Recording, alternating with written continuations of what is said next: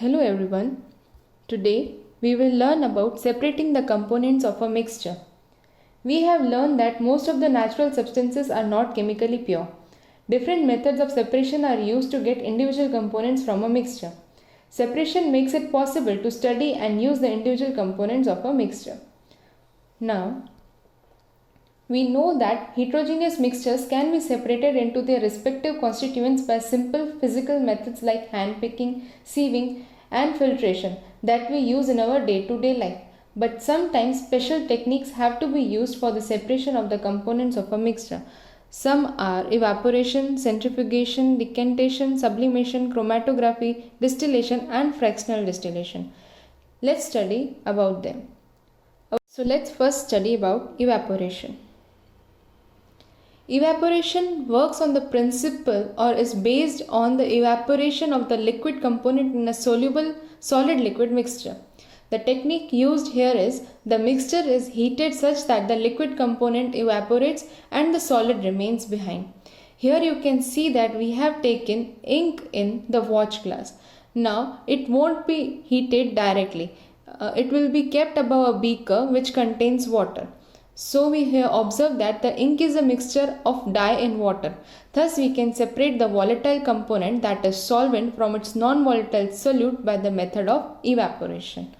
Here we can, instead of ink, we can also use a salt and water mixture or sugar and water mixture. The next technique is centrifugation. The centrifugation works on the principle of settling down under mechanical rotation where insoluble heavier solid particles are present in an insoluble solid liquid mixture. So the technique is the mixture is placed in a test tube and kept in a centrifugation machine. On centrifugation, the solid particles settle down under the influence of outward centrifugal force and the liquid components of the mixture floats above it. For example, these techniques are used in laboratory or separation of cream from milk. So the machine here used is known as centrifuge, and the forces that are applied are inertial force, angular momentum, reaction to centripetal force. The rotational around the central axis creates the higher force away from the axis. Our next technique is separating funnel. The separating funnel works on the principle of separation of mixture containing two immiscible liquids containing a heavy and light liquid. The technique used here is the liquid-liquid mixture is added to a separating funnel and the funnel is allowed to stand for some time without any disturbance. The heavier immiscible liquid settles down and the lighter liquid floats above. The two liquids can be removed separately with the help of tap provided at the bottom of funnel.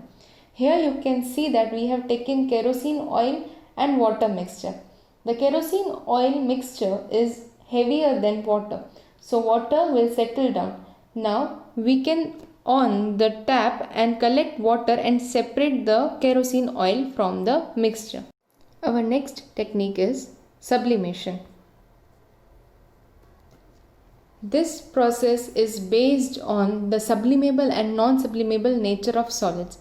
The technique here used is the mixture of a sublimable and non-sublimable substances is heated in an evaporating dish covered with an inverted funnel. This results in the evaporation of the sublimable solid and further condensation on the side of the funnel, leaving the non-sublimable solid behind the dish. Here we have taken the mixture of salt and ammonium chloride. Ammonium chloride has a lesser boiling point, so it will evaporate and will condense or will be collected on the sides of the funnel, then which condenses and which can be collected separately. Our next technique is chromatography. Chromatography works on the principle of solubility of different components in solvent. The ink which we use has water as the solvent and with it the dye is dissolved in it. As water rises on the filter paper, it carries along with it the dye particles. The colored components which is more soluble in water rises faster, and in this way the color gets separated. The technique here we use is as follows. Place a spot in of ink with the help of capillary tube in the center of the baseline about 2 to 3 cm away from the lower edge of a paper. Allow the spot to dry and then hang it in a glass jar with its lower end immersed in it. So here we will get different colors separated. The color which has more solubility rises higher. This technique is used for separation of drug from blood, separation of chlorophyll from leaves, separation of colors from dye. Our next technique is distillation. For this technique, the method is used for separation of components of mixture containing two miscible liquids which boil without decomposition and have sufficient difference in their boiling points. For this technique, we take a mixture in a distillation flask and fit it in the thermometer. We then arrange the given apparatus as shown in the figure. We then heat the mixture slowly, keeping a close watch on the thermometer. The liquid with low boiling point will vaporize and condense in the condenser and can be collected from the condenser outlet.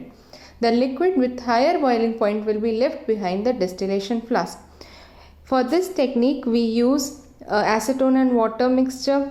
Acetone has lower boiling point than water, so it will evaporate and then condense and can be collected through the condensed outlet. Our next technique is fractional distillation.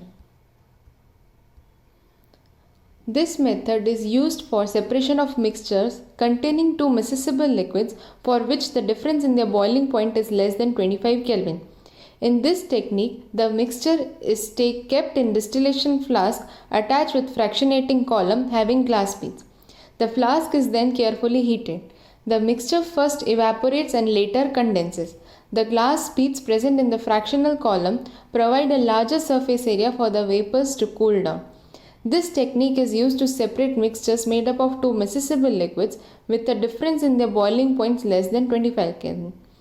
The separation of compounds is as the liquid with higher boiling point remains in the distillation flask after condensation. The liquids with lower boiling point collects in the receiver after condensation. Here you can see that for the separation of crude oils, this method is used. The oils which have or the components which have higher boiling point will remain in this flask only after condensation, while the oils having lower boiling point will vaporize and can be collected through this technique. Our next topic is how can we obtain different gases from air. For separating different gases from air, fractional distillation is used. This method is used for separation of gases at different heights depending upon their boiling point. Air is a homogeneous mixture and can be separated into its components by fractional distillation. Air is first compressed and then cooled by increasing the pressure and decreasing the temperature. Then the air gets liquefied.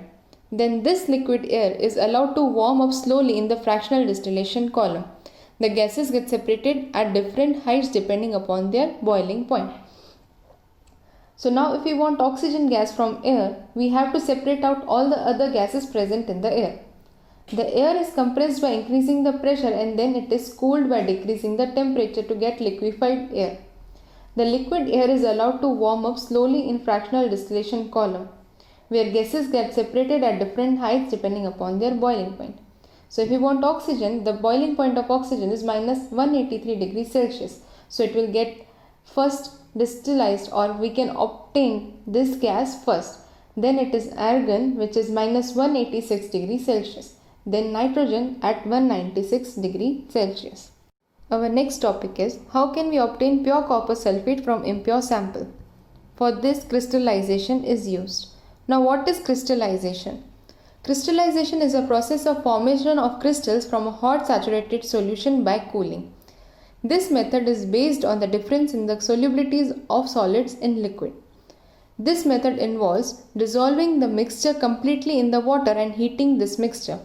Further cooling of this mixture results in the formation of crystals of less soluble solid on the surface of the solution. Here we have taken a copper sulfate solution. We then heated it by keeping it in the china dish. The water evaporates and pure copper sulfate crystals can be obtained. The next is water purification system in water works. Purification of drinking water is done basically in 4 stages. Water from a river or lake is brought through canals or long pipes to the waterworks, where it is mixed with required quantities of alum and soda lime solutions. These substances react with one another to form aluminium hydroxide, a jelly-like sticky solid. It is then pumped into big settling tanks where most of the suspended impurities settle down in 2 to 3 days. The clear water still containing some suspended matter is passed through successive filters of boulders, gravel, coarse sand and fine sand. Then the clear water from the filters is chlorinated and then passed to the reservoirs for the distribution in the city. Thank you, and if you have any doubt, comment in the comment section.